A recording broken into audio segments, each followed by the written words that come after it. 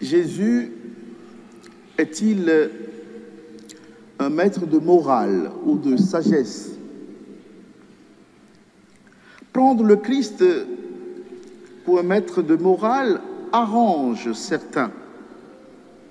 Il pourrait le comparer à d'autres grands hommes que nous connaissons dans l'histoire, qui ont enseigné la non-violence et qui l'ont vécu d'une certaine manière.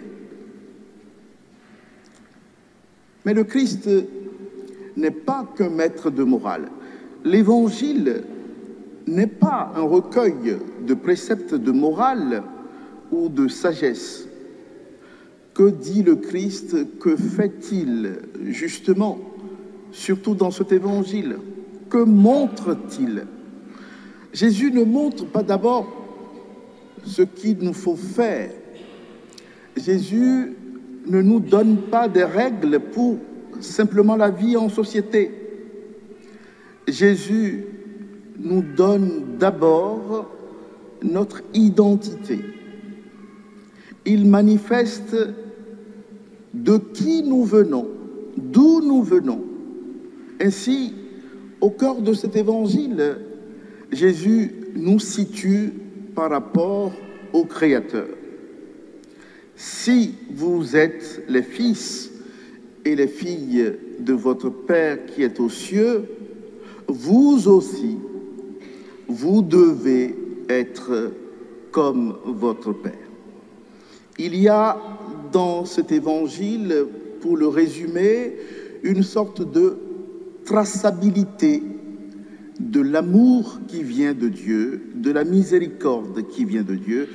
Si votre Père est miséricordieux, vous aussi, vous devez être miséricordieux.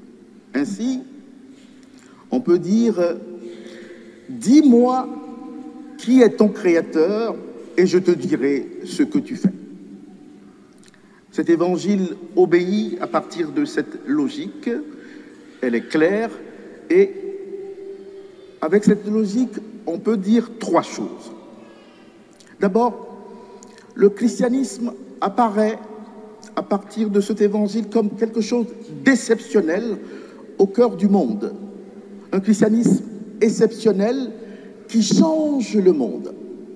Les anciens, ou peut-être les plus jeunes, qui lisent beaucoup de traités de vie spirituelle, ont peut-être ou entendu parler d'un livre dont on ne connaît pas l'auteur, qui a pour titre « De l'imitation de Jésus-Christ ». Dans ce livre très ancien, on nous parle bien entendu du cœur de Jésus, mais l'essentiel du livre nous conduit à faire comme le Christ a fait. À faire comme le Christ a fait dans un contexte différent du sien, mais à vivre comme le Christ a vécu. Ainsi, le croyant est invité à avoir le cœur du Christ, à changer son cœur de pierre en un cœur de chair. Et ce livre nous conduit au-delà de la loi naturelle. La loi naturelle est déjà une perfection humaine, une élévation au niveau de la vie morale. Mais ici, imiter le Christ suppose le dépassement de la loi naturelle et surtout, par l'Évangile, la conversion du pire de ce que nous sommes et aussi, et cela est très important, la transfiguration du meilleur de ce que nous sommes et de ce que nous faisons. L'imitation de Jésus le Christ nous permet aujourd'hui, dans un contexte différent, quelles que soient nos airs culturels, de pouvoir vivre comme d'autres Christ, vivre dans le monde présent comme témoins du Christ, vivant de lui. Ainsi, en nous voyant, on comprendra que nous sommes des chrétiens. J'entends souvent les grands-parents ou certains d'entre vous dire « Nous avons tout fait, nous avons envoyé nos enfants au catéchisme, ils ont fait tous les sacrements de l'Église, mais aujourd'hui, ils ne vivent plus suivant la foi ils sont loin de l'Église, et je leur dis, ce qui vous reste à faire, c'est ceci. Il faudrait que, après vous, ou bien même quand vous êtes là, vos enfants se disent, si nos parents vivent tels qu'ils vivent, c'est parce qu'ils sont fondamentalement chrétiens.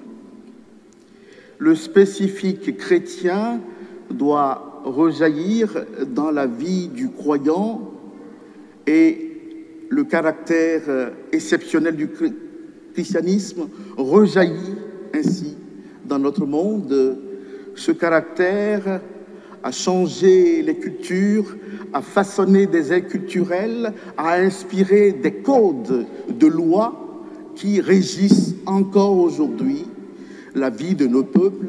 Cela est parfaitement incontestable, même si on ne lit plus ces codes aux évangiles et au christianisme.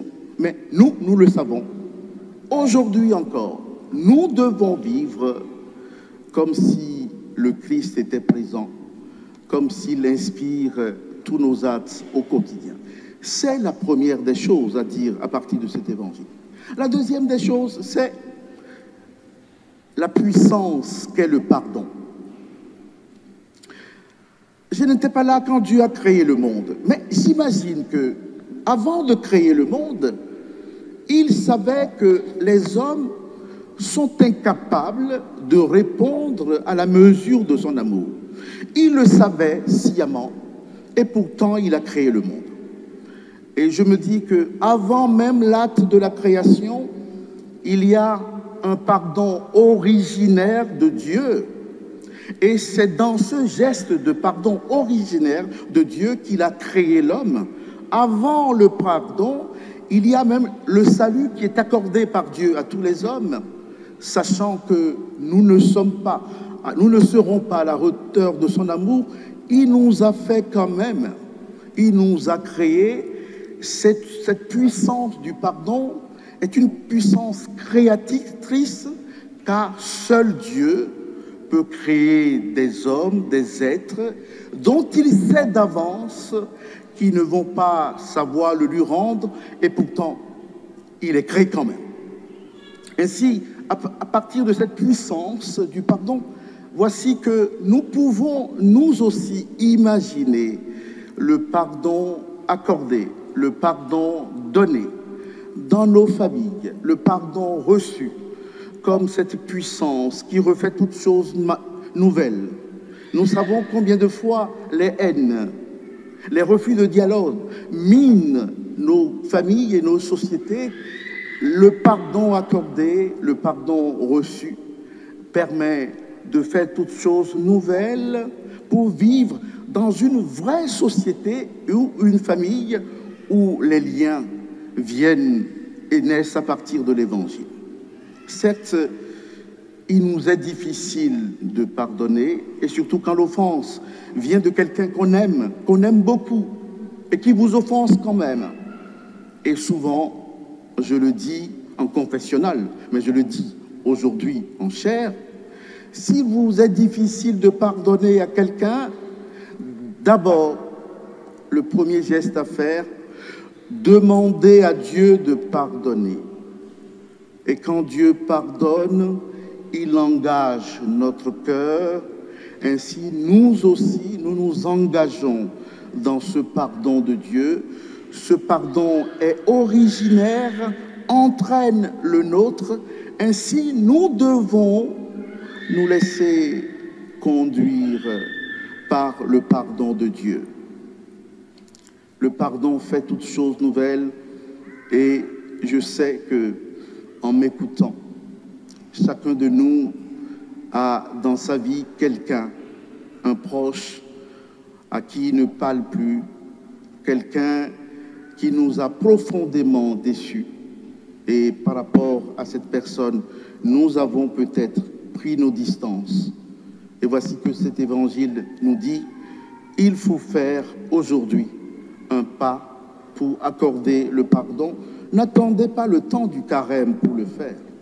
Faites-le maintenant. Ne remettez pas à demain ce que vous avez à faire aujourd'hui.